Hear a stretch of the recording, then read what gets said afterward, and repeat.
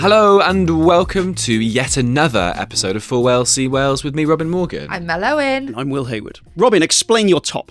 I am going on holiday tomorrow. I've got no clean clothes. Cardiff City had a nice game this week, equalising against the North Wales team, who I will not mention.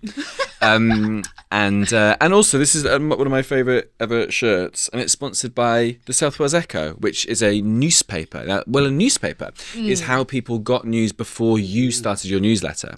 And a lot of people used to read this, and I just thought we were chatting before we started recording, me, producer Daryl and Rob, about how the fact that the newspaper wouldn't sponsor a team now. Feels crazy. Good old days of good old-fashioned journalism. You know, good The old days. The old days of good, trustworthy, non-biased bloggers. You Indeed. know? I apologise. Does it trigger you? Is it fine? I don't think anything triggers me.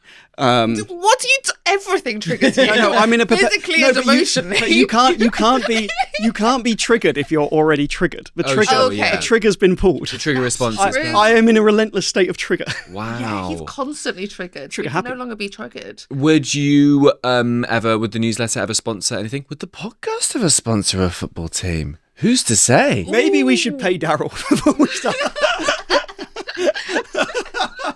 I think that's fair. Like, Daryl's there starving. Well, we're sponsoring Glamorgan. Yeah, no. I think this is why I don't run a country. Because true. I have silly ideas without... and they're like, oh, kids haven't been fed. Yeah. Just like, Do you ever feel like, do you ever play like Sim City or Roller Coaster Tycoon? Then you were just like, oh, shit, I haven't done that bit. Yeah. yeah. little note on last episode, we talked about Trevor from EastEnders, and we also talked about Star Wars. Yeah. Yeah. My mate Josh, who is a very reliable journalist, he's a journalist. He messaged me saying that Trevor, the actor who played Trevor, has a Star Wars link because he played a bad cop in the spin-off show Andor. Oh, wow. Did he get his penis out in that as well? I don't know. Josh didn't mention Josh, get in touch. Did he get his penis out? Josh, leave us a voice note and we can pop it in the edit now. Thank you, Josh. Guys, I know we did a lot of Star Wars chat over the last couple. Do you mind if I talk about Spider-Man for the first bit? Go. I went to go and see Spider-Man, the new one, in 4DX. Right. Okay. What is that? 4DX is you're in seats that move. I'm going to say too much. Really? Okay? I was being catapulted is the word I would use. And there was a bit where he's fighting with the Hulk, and I thought, this is how I go. This is how I die. Yeah. There's water being splattered in your face. There's wind. I'm holding on for dear life. And then at the end, we were like, okay, there's always like an end scene after the credits, Yeah, sure. right? So we stayed for it, and I'm bracing because I'm like, if I now get fully catapulted, like that's the Shivering. end scene. And it comes up. Next thing, every phone in the cinema is blaring out. Oh, the alert! The alert came through during Wow. the post-credit scene of Spider-Man. And genuinely, me and my friend for a second thought that somehow our phones were connected to, because also in the post-credit scene, it's a phone screen. Wow. It was the most meta experience of my life. A woman behind me screamed as if her phone was a bomb. That's fun. Yeah. It was such a weird scenario. You must think like, Was everyone saying, Mel, what does it say? We can't read it. Well, it did make me very smug that in the case of a national emergency, Welsh speakers would get about a 4-minute head start. This is what you get with applied government. This is it, I think. It's already starting. This is it. They said it was, the Welsh language, all this. It's for everybody. Yeah, but this is it? This is how you get 1 million speakers by 2050. You scare them into learning the language. Well, I need to. I simply have to. It's a safety thing. I need to know if I'm getting in a bunker or not. Yeah. How did you guys feel when you got the alert? I think they were obnoxiously loud. If I am to be alerted, I'd rather they definitely alerted me. Obviously, I get triggered quite easily, as we know. You do. You You're do. allergic to Dogs. everything. And also, I got something wrong about Star Wars, and you went on about it for 8 minutes. No, I'm not allergic to everything. I'm allergic to the fucking 2 things everyone seems to be obsessed with. Yeah, Dogs true. and soap. Perfumes. Fragrances. Sure. I am obsessed with dogs and perfumes. I perfume dogs. Yeah. Where were you when the alert happened? What happened with the alert with you? I was in my garden with a partner and some friends. I was driving to a gig. Oh, So I was across the bridge, so I didn't get it in Welsh. Oh, did you not? I was midway to Portsmouth. I got a message on my boys' chat from my friend who doesn't speak Welsh. She goes, has anyone else got this in Welsh? I can't understand what it says. And then so I was listening to Radio 4 and the newsreader's phone went off mid-broadcast. Obviously, you have doing radio, you have it on silent, but probably on. These warnings don't give a shit about silent. No, they don't. The opposite of silent. Yeah. So he was like doing like, and it went like, and then you just hear him go, and then I got mine. So I learnt about it on Radio 4. And through my boys' chat, I learnt about the warning. This is why men should have friends. This is it. My friend Katrin got hers with her in the garden with her partner, and they just put the pizza oven on, and they felt very targeted. Like they just started a fire in their garden, and they got an alert. They thought it was like hyper targeted. They're watching. They're watching. Shall we talk about what the warning was about? Yes.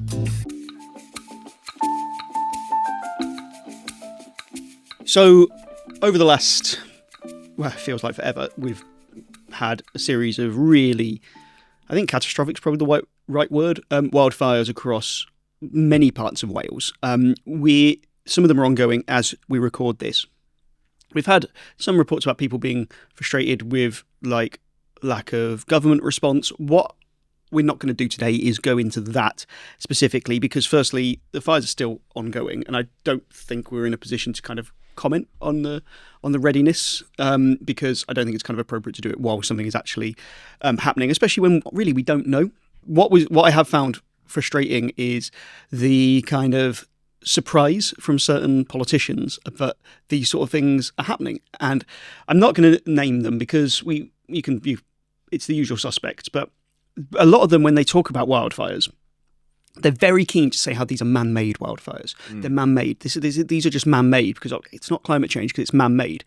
Well, yeah, they are, but climate change is also man-made. So they like the man-made excuse when it suits them. Right? Yeah. If I build a giant greenhouse and go and sit in it, yes, the sun isn't man-made, but the environment in which the sun is interacting with me is man-made, and that's kind of what we've done: is build a giant greenhouse. And unfortunately, it's the only place we can go. In all the coverage of these wildfires, we have to stress that this is the inevitable byproduct of political decisions over like 30, 40 years. I really respect you saying, you don't want to mention like certain individuals. And I also think on that basis as well, because it's not just the people who are vocally like normal British summer. It's all the politicians who've been in power for the last however many decades who have gone, feels a bit hot, doesn't it? Should we do anything? Nah. Yeah. No, maybe not. No, we should do something. We should drill more. Let's do more drilling. I want to know who's doing what. Because I am panicked, okay? Hot take, a bit scared, right? Because genuinely, we're on fire. Like, literally, we're on fire. It feels like this summer has been such a eye-opener for many, many people. It rained non-stop for 70 days, and now we're in a drought. And we're in a country that doesn't get extreme weather. Like, if this is happening to us, the rest of the world, like, it must be, like, well, it's a threat to life, literally. I, as a normal citizen, would just love to know from these politicians, okay, as a matter of urgency, what are you doing? I understand, I'll do my bit, right? But please tell me that there's an adult somewhere who's got this under control. Is it the issue where, because, so many successive governments and so many successive politicians have started, trying to play the green card. This is a global thing, right? So even if you did have a very, very pro-green, environmentally conscious leader who is going to, this is going to be my thing. This is going to be the flag that I'm going to wave as a leader. How possible is it when you're one nation? What you'll see a lot of the time when there is an upswing in people saying we need to really do something about this, a lot of people will say a couple of things. They say, well, the UK has massively decarbonised. It technically has. It's offshored a lot. So we just import the things now instead of creating them ourselves. So that's kind of a whole new problem. And this idea that actually we're a really small percentage of global emissions, that is true. The UK on its own, if no one else did anything and the UK said, right, we're going to get rid of all fossil fuels, burning and all greenhouse gases, it wouldn't make a tangible difference to the effort. But this is, I think, really important. So China makes up 31.8% of global CO2 emissions. If you add up every country that makes up less than 2% of global emissions, and you put them all together, so loads of... Like a block. Yeah. That makes up 33%. Oh, wow. Okay. So together, those countries which are just really small and wouldn't make a difference are more than China. Could I ask though, does that figure take into consideration like our buying habits? So for instance, we might not make iPhones in this country, but we buy them at such an extent that somebody is having to make them. So the emissions that would go into making them, as one example, does that count that as well? No. So this is, I believe, construction, not consumption. Because that is also important to consider. Yeah. We consume so much. We can't just blame everything on China. The Chinese, what do they like when we're buying everything? Oh, have you seen Uzbekistan? They're quarrying loads of marble, which I have in my kitchen. Literally. Yeah, let's. Right, yeah. Should we just, we're very good at portraying ourselves as the golden lab. You have marble in your kitchen? Sorry. Let's not move past this. What the fuck? Do we need to bring up the breakfast bar again? Right, okay. Yeah, of course. Well, of course. Forgive me. Trigger it. China are producing Nutrigrain. I think the other point worth saying is this is emissions now. The UK, historically, for a really long time, was the biggest emitter. And a big part of the wealth that we have in the UK, obviously not spread out very well, but the wealth that we have in the UK historically has come from the fact we were one of the first people to burn these fossil fuels. To say to other countries, you need to decarbonise, we're not going to, but you need to decarbonise because we've already got rich off the back of this. Yeah, sure. Whereas you want to get rich off the back of this, but we're not going to let you because it's really bad for the planet. We'd be laughed out the room. Yes, individual actions from individual countries like the UK won't make a quantifiable difference on their own. But if every country, which is less than 2% of global emissions, makes that point, a third of emissions still happen. Does that make sense? It does make sense. It's just interesting, isn't it? Because obviously it's so difficult to get, from a UK perspective or for a Welsh perspective, it's hard to get, the Welsh Government couldn't pass their budget. They can't agree when there's like 90 people in a room based on these things. Yeah. UK, you can't, social care is a huge thing that's been kicked down the road for years and years and years because nobody could grasp hold of it and make these unpopular decisions. This is so much bigger than that and so much more important than that, I think. So, but then you think of something like the pandemic, like COVID, where countries kind of had to come together, but then there were still issues. There was still kind of, fighting for who gets this vaccine first and things like this. And so, not to be completely down about it, but what hope is there? I do think as well. I'm very conscious that I come at this as, someone who's always learning and kind of getting to know. I would say, I'm probably quite a high emissions girly, all in all, but I'm aware of that politically, because obviously that's the angle that we're coming at this from. I suppose an easy answer would be somebody going, well, vote for the Green Party. What do you want? Vote for the Green Party. They've got the answers. I've, kind of shared my own reservations about that before, in terms of I completely agree with all of their messaging and their ambitions and their goals. But also, on the other hand, I'm aware that the country needs to be run entirely, and I still feel a lack of confidence that they would be able to handle every part of running a country. That could be very unfair, and I am so glad to be proven wrong if that is the case. But for somebody who is not ready to fully go green and be like, right, let's vote for green all the time, they're going to sort out what is obviously an emergency, and at the end of the day, if the planet is dying, everything else fails as well, But it is really hard when you're like, oh, but the economy and housing and children and this, that, and the other, to trust a party who doesn't have any track record of running a government. One of my favourite T-shirts, which I own, I'm trying to cut down on the number of T-shirts with slogans I have on because I'm in my 30s and get a fucking grip. And bad for the environment. It's just some dinosaurs with a meteorite coming to Earth, and one of the dinosaurs says, "Oh my God, the economy." Sure. We really should be at a point now, given the overwhelming evidence, where parties supporting dealing with the climate crisis aren't the outlier. And they shouldn't. Are we all not doing this? Yeah, but so I'll give you some kind of figures. So the estimated cost of net zero over the next 25 years is about 116 billion in net economic terms. So 0.2% of the UK's annual GDP, depending on how you calculate it. But let me give you some other costs. So the heat wave, its estimated cost about 4.4 billion. So just one heat wave.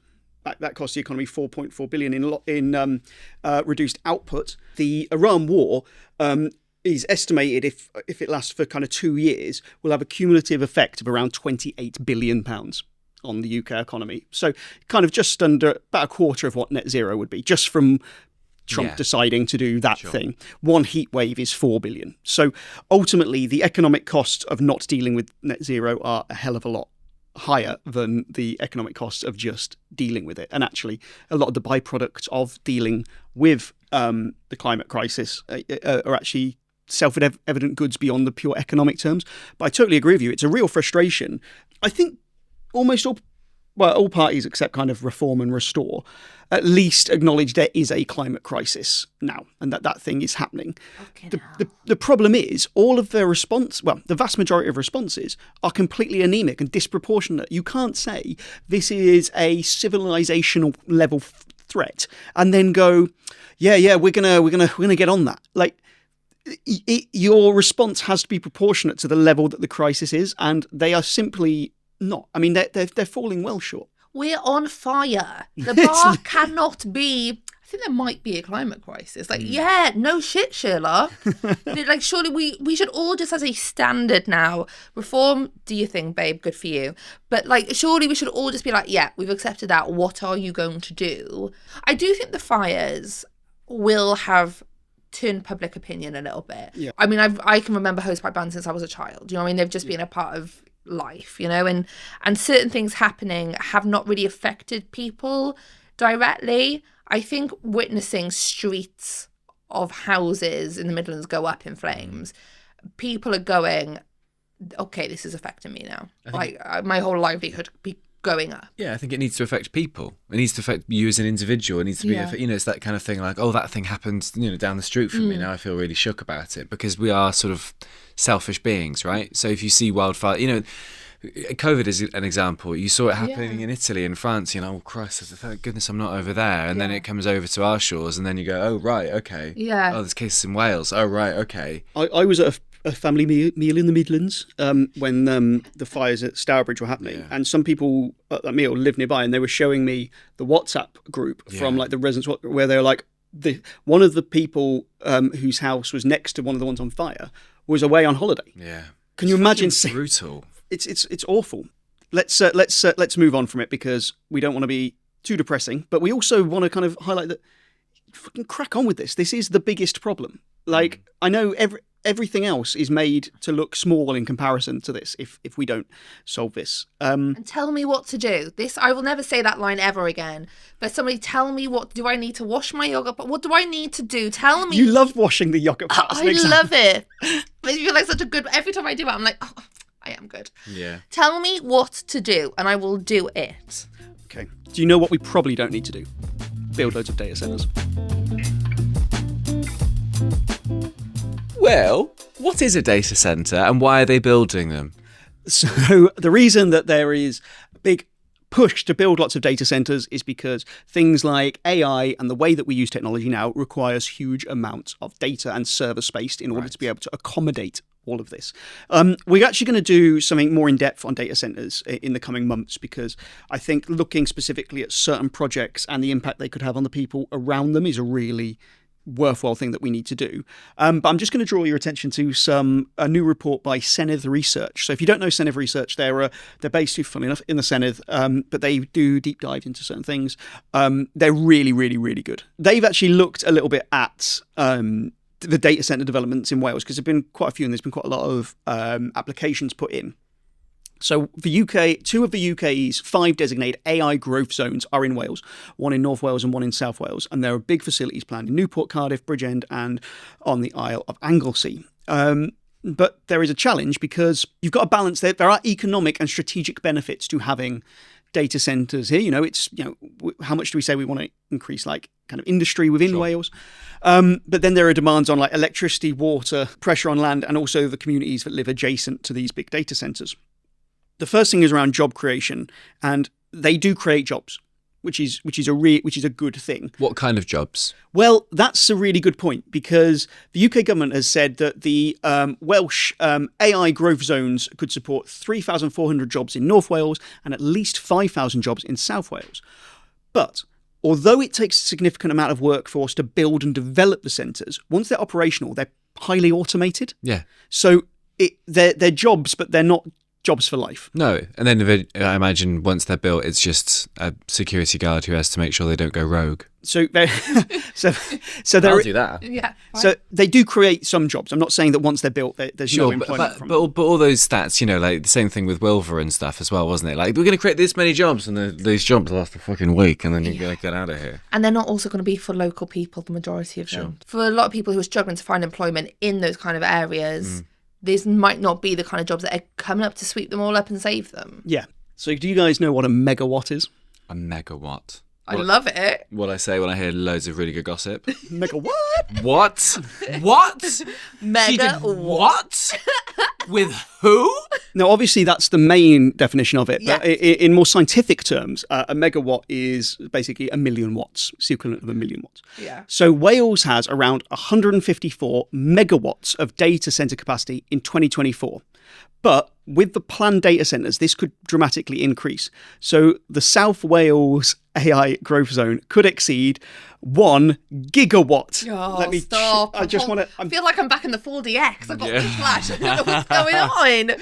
A gigawatt is 1 billion watts. Too many watts. It's too many. That is the equivalent of around 13% of Wales's total electricity generation on these planned data centres. 13% of our electricity going on that. So the proposed centre in Cardiff East would require 150 megawatts, which, to put that in context, because we've said megawatt a lot, the Cardiff East data centre development would be roughly the equivalent of all of Wales's solar power generation in 2024 on one facility. And why? Because someone can't fucking use Google? Genuinely. Like, the thing is, even if they use Google will do it as AI anyway.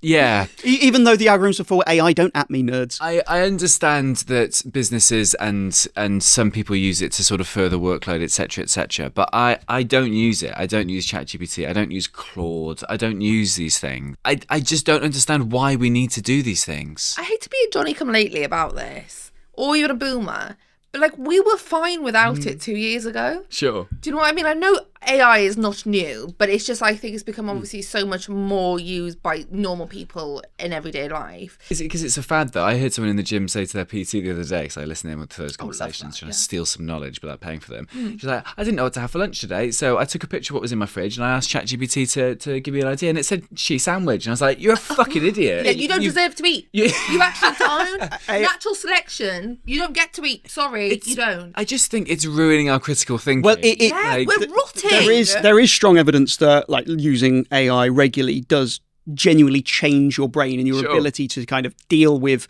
problems. Yeah. My friend, right, and she will know who I'm talking about her, and she deserves it. She deserves the Claude. slam. She uses ChatGPT to message her boyfriend. Yeah. No. She'll be like, oh, this is kind of what I want to say to him, and then ChatGPT will put it in a draft. And I'm like, if you can't message your boyfriend without your own brain, why are you together? But you see this on dating apps as well, don't you? Sort of like people like, I've been basically catfished by ChatGPT and stuff. But use your fucking heart and your brain. I know it doesn't come. I know we're creative people, but just think. Yeah. Think for a second. I think the cheese sandwich thing has fucking thrown me. Wild. You don't. If you can't see bread, marge, and cheese, and think I could probably have a cheese sandwich. No. Also, keeping bread in the fridge, that's a different thing. But also, why the fuck didn't it suggest cheese on toast? Yeah, true. Stick in the air fryer. Yeah. Bubbly. Lovely. Oh, you've got an air fryer with a grill setting. Yeah. Why is the world burning? It uses up less energy than the oven, Robin. Yeah, thank you. Yeah. Well, look, I'm currently heating my home with the oven on and the doors open, so it's fair enough. It's tricky with AI, isn't it? Because people, I'm sure you could use the same argument to a certain extent about the sat-nav, about the fucking mangle, about everything. Everything has limited our ability to do. But the scope of AI and autonomous nature of AI and the accessibility of it, my dad has long struggled to use a sat-nav, but he can use ChatGPT. Love you, Dad. Yeah, so it's a tool, and how we use it affects the usefulness of it. It can be a good thing, it can be a bad thing, it could be both. 100%. I do think it's worth caveating. There are definitely people with like accessibility needs, learning needs, all of this, for whom this will be an incredible tool. So I'm not downplaying that whatsoever. Like, definitely has good parts, but like, cheese toasty woman, no. In my profession, so I get asked a lot, are you worried about ChatGPT? Obviously, there's different kinds of AI. ChatGPT is just one. My rule for me and my team when we're regarding AI will write nothing we ever put out. It will never, ever write anything. I'm not worried about it taking my job because AI isn't going to ring up a source and get them to give something to us and be able to empathize and find the merits in a story and stuff like that. It can probably pump out, these are the road closures ahead of the Taylor Swift concert in Cardiff. It can probably do that sort of thing. The only times I will use it in my job, I'll sometimes use it for transcription. The only other time I use it, so on lots of government websites, especially like councils and stuff, there'll be reports which you can't actually click through to, but they're on the site. So if I want to find kind of the budget from 2013, I probably can't get to that through the site, but I could ask an AI to say, I want you to find, Carmarthen Council's budget from 2013. Find me that. And it will find me the link, but then I'm accessing it. I'm interpreting the data. I might use it to find, which in a way is that's kind of what Google was, wasn't it? Yeah. You're not then using it to write your newsletter. No, it is. It's. And we'd all know. Of course we genuinely would know. Maybe I'm being naive, and maybe in a couple of years it will have emotion and empathy and this, that, and the other. But for me, it kind of goes back to what we were talking about with Dr. Matt, when he was talking about, robots doing surgery. Up to a certain point, I'm sure that is really like an amazing technological development. But I think genuinely, I would like somebody who is holding a knife that is going to put it in me, if that's how you do operations, to realise I'm a person with a family and a life, and at least have that in their mind when they're operating on me. Yeah, I mean, you guys work in like creative industries. If I showed you an amazing picture that was painted by someone and said this was painted by this person and this is why they did it. Like, the value comes from the fact it was a person that created it and they had thoughts to do it. Like, if I showed you the same picture and said ChatGPT made this, what does it mean to me then? Yeah. Ooh. But there's an exciting opportunity here. If AI is harnessed to kind of free up human beings to pursue the kind of more creative parts of our humanity, that's something that's potentially really exciting. Like, every single technology should be, in an ideal world, to enable people to have more free time. It's not. It just condenses them into smaller and smaller occupational boxes, which they have to do. Whereas actually, we're able to automate a hell of a lot of stuff now. And I think that's why some people advocate for, actually, is it time for things like a universal basic income? Because ultimately, technology can produce a hell of a lot of stuff that we actually need. That's the thing. Make it do those things, the things that we don't want it to do. Don't make it make country music. I saw someone on the socials say that their Uber driver was they were getting a trip to the airport and they were listening to like an hour YouTube playlist of AI generated country music, and I was like, fucking hell. Oh, the drive to the airport. Yeah. Because you're already emotional at the airport anyway for some reason. It's like 2 a.m. You're worried about it and stuff. Oh, that would be awful. Like, use it to do the things I don't want to do, right? But then, like, when people say, are you worried that, writing jobs are going to be taken by AI? No. Genuinely, like, if we're going to have this race to the bottom where we're just churning out anything quickly and easily, and it doesn't matter if it's got any heart, emotion, intellect, wit in it, use it. I don't want to work on that project then. And maybe that's a privileged position to come from, but if somebody is willing, if I was with like a publisher, for instance, and they were putting out AI books because they can be written in seconds and then edited and put it out, I don't want to be with that publisher. So I also think with comedy, it is such a personal thing. I'm not worried at the moment. Yeah. I wonder whether it will create sort of two subsections and stuff, and basically there will be, AI channels and AI stuff, and you could watch that kind of stuff. And also, some people don't care as much as we do. Yeah. Some people don't matter. It will just be, it's music. Doesn't matter. I don't need to know who the artist is. Sunflowers. It's actually better on AI. Yeah. So some people don't care as much as we do. But they should care about the impact it's having. And the whole question was, this whole thing has been like, who's using it? Why are they using it? These data centers, if someone was trying to build one around the back of my house, what would that do to me as an individual? Would it be noisy? Would it be like... It would be noisy. So that's unacceptable. Then I'm out. I'm trying to read Carmarthenshire's 2013 budget, for fuck's sake.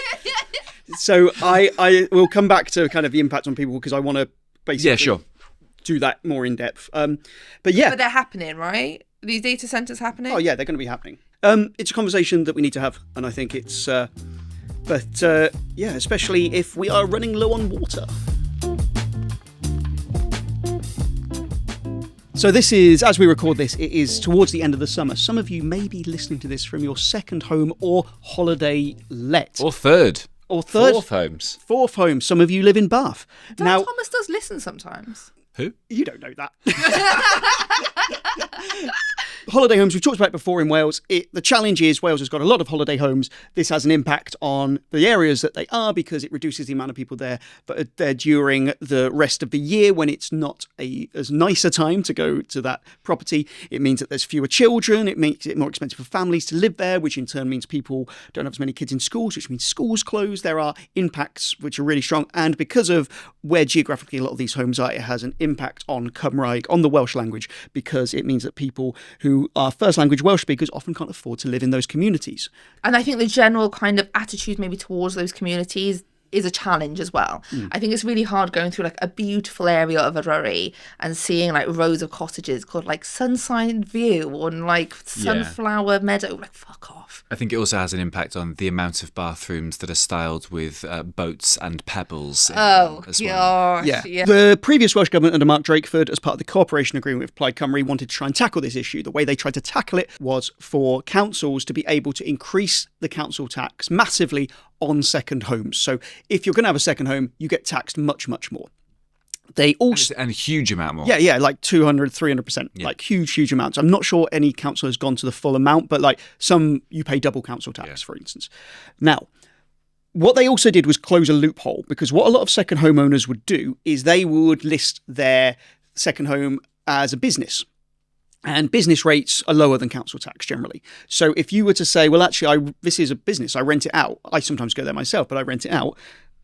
They could pay business rates, would be a lot cheaper. So they tried to close this loophole. They said you can only list it as a business if it is occupied for 182, I think that's the number, days a year. So essentially half a year. 50% of the year it has to be occupied.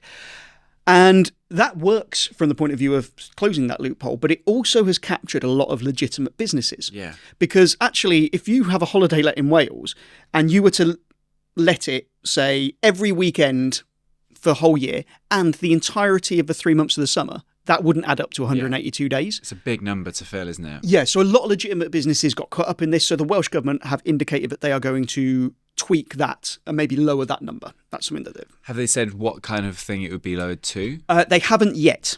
Plaid have committed to revisiting the rule, and a consultation has been launched, because of course it is. What else would you do in your first 100 days other than relentlessly consult?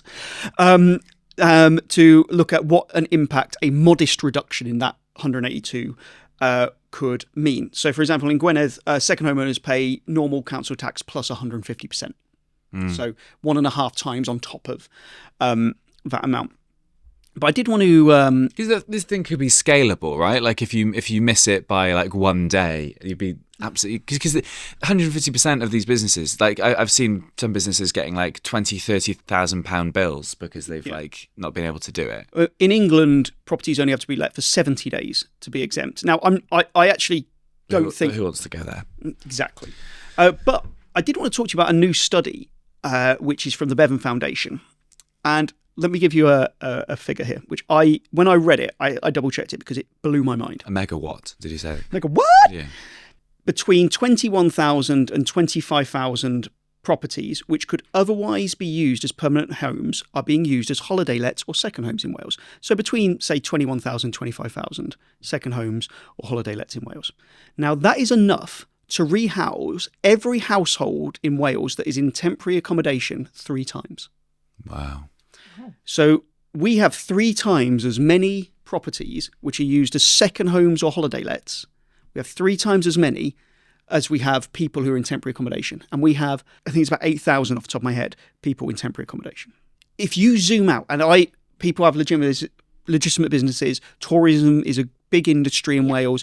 I'm not saying we can't have any holiday lets, but second homes, like at a time when some people don't have homes, if you just zoom out and you look at a society from that perspective, that is pretty fucking awful, isn't it? Yeah. And sorry, person in the comments who hates the swearing.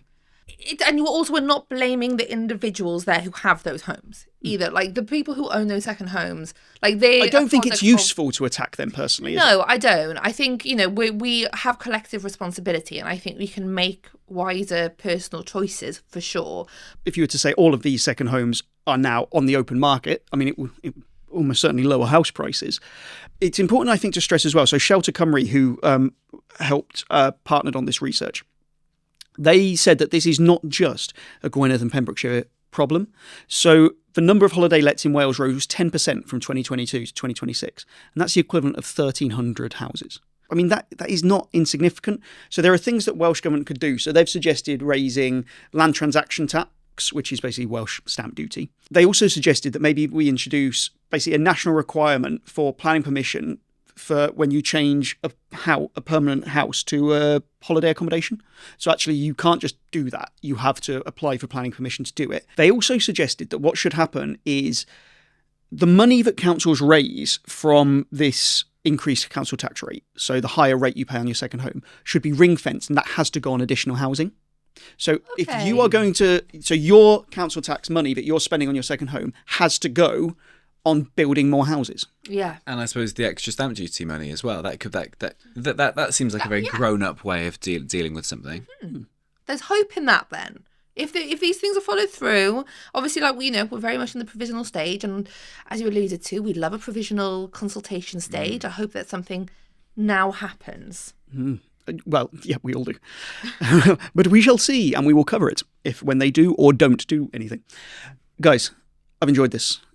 I've enjoyed this immensely. It felt like we talked about things today. Things, substance, you know, mega things. There were a lot of megawatts going on as well. I had a lot of wattage. Although we've proved ourselves to be such technical, like, noobs, haven't we? We didn't know about megawatts. No. We weren't 100% on what AI actually is. No one is. It's the cheese sandwich picker. That's it is. It's the cheese sandwich picker. Guys, just use it wisely, please. Yeah. But yeah. If you take anything away from this, bear in mind that one data centre in Wales will be the equivalent of an entire year of Wales's solar power generation. Sleep well. Well, I will see you guys next week. Let's not tease it, but it's going to be a different app. Yeah, a bit different. Yeah. In that we won't see me next week. That's one thing. That's the difference. I'm not. I'm on my holidays. Do you wear football tops on holiday? Gosh, no. Okay, cool. Good grief, no. I knew I respected you. I'll be wearing linen. Exclusively linen. You wear linen so well. It's actually unreal. Linen on holiday, though, it's too creased. It's worn. It's not creased, it's worn. Come on, Will. I'm Will Hayward. I'm Robin Morgan. I'm Mel Owen. Goodbye. Bye.